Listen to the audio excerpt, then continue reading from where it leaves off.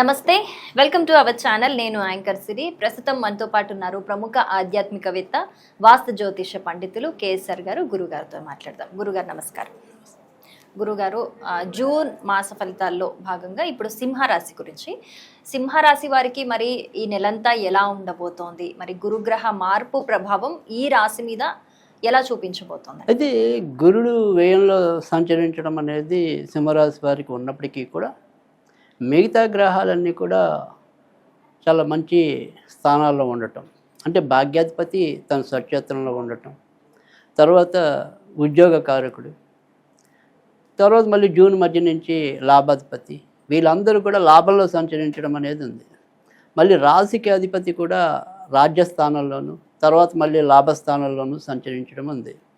So ఖచ్చితంగా సింహరాశి వారికి ఈ నెలలో ఎలాంటి ఇబ్బందికరమైన పరిస్థితులు వాటిల్లినప్పటి నుంచి వాటిలో కానీ దాని నుంచి బయటపడటం అనేది అయితే జరుగుతుంది. తర్వాత ఈ గురుడు సంచారం వల్ల ఆధ్యాత్మికంగా కూడా కొంత ముందుకు వెళ్ళటం కానీ, లేదా పుణ్యక్షేత్రాలు దర్శించడం కానీ, లేదా ధార్మిక కార్యక్రమాల్లో పాలు పంచుకోవటం కానీ, అంటే చేసే ఖర్చు ఏదైనప్పటికీ కూడా ఆ ఖర్చు ఎంతో కొంత ఉపయోగపడేలాగా, ఎంతో కొంత మనకి పుణ్య ఫలాపేక్ష కోసం ఉపయోగపడేలాగా రూపుదిద్దుకోవటం అనేది జరుగుతుంది. కనుక సింహరాశి వారికి ఈ జూన్ నెలలో, అంటే అష్టమశని అనేది ఒక పక్కన కొద్ది నెలలుగా ఉంది, అయినప్పటికీ కూడా ఇప్పుడు వీళ్ళకి ఊరట రావటం, అంటే ఈ అష్టమశని ఏం చేస్తుంది, మనకేదో ఒక సమస్య కొని తెచ్చి పెడుతూ ఉంటుంది. అమ్మో ఇప్పుడు ఏమైపోతుందో అన్నట్టు అయిపోవట్టు. కానీ మిగతా గ్రహాలన్నీ బాగుండటం వల్ల ఎలాంటి గుదిబండి వచ్చి మన నెత్తి మీద పడినప్పటికీ కూడా మళ్ళీ అది పక్కకు వైదొలగటం అనేది అయితే కనుక జరుగుతుంది, ముఖ్యంగా జూన్ నెలలో. సో అందుకని ఈ జూన్ నెల అంతా కూడా ఎక్కువ శాతం వీళ్ళకి మంచి జరగడానికే ఉంది. కనుక ఈ నెలలో ఏవైతే ఒకవేళ వీళ్ళకి పెద్ద ప్రాజెక్టులు ఏమైనా పెట్టుకున్నారనుకోండి మనసులో, అలాంటి వాటికి ఇప్పుడు ప్రస్తుతం శ్రీకారం చుట్టడం అనేది అవసరం. తర్వాత రెండోది వచ్చేప్పటికీ వ్యాపారం చేసే వాళ్ళు ఉన్నారు. ఆ వ్యాపారంలో ఇంకా పెట్టుబడులు పెంచాలా, లేదా ఇంకెక్కడైనా బ్రాంచులు పెట్టాలా, విస్తరింపజేయాలా, ఇలాంటి ఆలోచనలు ఉన్న వాళ్ళు కూడా విస్తరింపజేసుకోవచ్చు. సో అందుకని వ్యాపార విస్తరణకి కూడా ఇది సరైన సమయమే.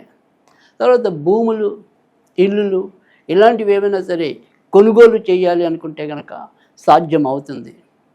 అలాగే ఇదే అష్టమశని ప్రభావం వల్ల మనం ఏదో ఒక నిర్మాణం చేపట్టాం ఇండ్లు అనుకుని, అది ఎప్పటికప్పుడు వాయిదా పడుతుంది, కొంతవరకు కట్టాక మళ్ళీ ఆగిపోయింది. కానీ దాన్ని మళ్ళీ ముందుకు తీసుకెళ్ళడానికి ఇప్పుడు ఒక సమయం మన ముందు ద్వారం తెరవటం అనేది అయితే కనుక జరుగుతుంది. కనుక సింహరాశి వారికి కొద్దిగా అదృష్ట యోగంగానే చెప్పవచ్చు. సో మంచి ఉంది. తర్వాత రెండోది వచ్చేప్పటికీ ఈ గురుడు వీళ్ళకి పంచమాధిపతి కూడా అవటం చేత కొద్దిగా పిల్లల పరంగా చిన్న చిన్న ఇబ్బందులు తలెత్తడానికి ఉంటుంది. ముఖ్యంగా వాళ్ళకి తరచూ ఏవైనా సరే అనారోగ్యాలు వస్తూ ఉండటం, లేదా వాళ్ళ యొక్క చదువు సంఖ్యల్లో వీరు ఆశించినంత అభివృద్ధి వాళ్ళు పొందలేకపోవటం, సో మాట వినకపోవటం, కొంత సతాయించటం, ఇలాంటివి ఉండొచ్చు. సో సంతాన విషయాల్లో కొద్దిగా దిగులు అనేది కానీ, ఆందోళన కానీ, ఆదుర్ద కానీ ఉండొచ్చు. బట్ మిగతా అన్ని విషయాల్లో ఎక్కువ శాతం మంచి ఫలితాలు ఉంటాయి. తర్వాత విదేశాలకి వాటికి వెళ్ళాలి అనుకుంటే కనుక సాధ్యం అవుతుంది. ఇక నాన్నగారి ఆరోగ్య విషయంలో మాత్రం కొద్దిగా ఈ నెల అంతా కూడా జాగ్రత్త తీసుకోవాల్సిన అవసరం అయితే కనుక ఎక్కువగా కనిపిస్తుంది. ఇక కొత్తగా వివాహం కావాలి అనుకునే వాళ్ళకి ప్రస్తుతం వీళ్ళకి లగ్నంలో, అంటే రాశిలో కేతువు, సప్తమ స్థానంలో రాహువు ఉండటం వల్ల కొద్దిగా సంబంధాలన్నీ కూడా దగ్గర వచ్చి కాలేకపోయే పరిస్థితి అయితే కనుక ఇంకా కొనసాగుతుంది.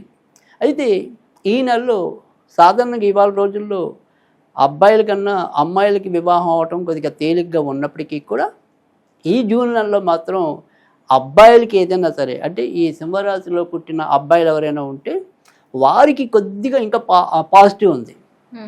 అంటే వాళ్ళకి వివాహ యోగం ఈ ఆడవాళ్ళతో పోలిస్తే వీళ్ళకి ఎక్కువగా ఈ నెలలో కనిపిస్తుంది. కనుక వాటికి సంబంధించిన ప్రయత్నాలు చేయొచ్చు. తర్వాత లేదు కొత్తగా వివాహానికి వచ్చిన పిల్లలు ఉన్నారు వీళ్ళు సింహరాశిలో వాళ్ళకి ఏదైనా సరే మనం ఎక్కడైనా నమోదు చేస్తూ ఉంటాం కదా మన యొక్క ప్రొఫైల్. సో అలాంటిది ఏదైనా ప్రారంభించాలి అనుకుంటే కనుక ఈ నెల మంచిదే. సో అందుకని అలా కొత్తగా ఏదైనా సరే ప్రారంభిద్దాము అనుకుంటే వాళ్ళ తరఫున ఈ నెల మంచిగానే మనం వేసుకోవచ్చు. కనుక దానికి సంబంధించిన ప్రయత్నాలు కూడా మొదలెట్టుకోవచ్చు. ఇక మిగతా అన్ని విషయాలు కూడా ఎక్కువ శాతం అయితే కనుక బాగుంది. సో జాగ్రత్త పడాల్సింది నాన్నగారి ఆరోగ్యం ఒకటి, సంతాన విషయాల్లో మధ్య మధ్యలో ఆందోళన ఒకటి, ఈ రెండు మినాయిస్తే ఎక్కువ శాతం అయితే కనుక మంచి ఫలితాలు ఉంటాయి. మరి వీళ్ళు ఎలాంటి రెమెడీస్ చేసుకుంటే ఇంకా బాగుంటుందంట? వీళ్ళు ఈ నెలంతా కూడా కొద్దిగా దత్తాత్రేయుడికి సంబంధించిన పూజలు చేసుకున్నట్టయితే కనుక ఇంకా ఎక్కువ మంచి జరగడానికి ఉంటుంది. ఇక ఈ నెల ఏదైనా సరే వాళ్ళు చదువుకోవాలి అనుకుంటే కనుక రోజ్ ఫ్లవర్ అనేది చదువుకున్నట్టయితే కనుక మంచి జరగడానికి ఉంటుంది. అలాగే గురుగారు చాలా చక్కగా వివరించారు. ధన్యవాదాలు.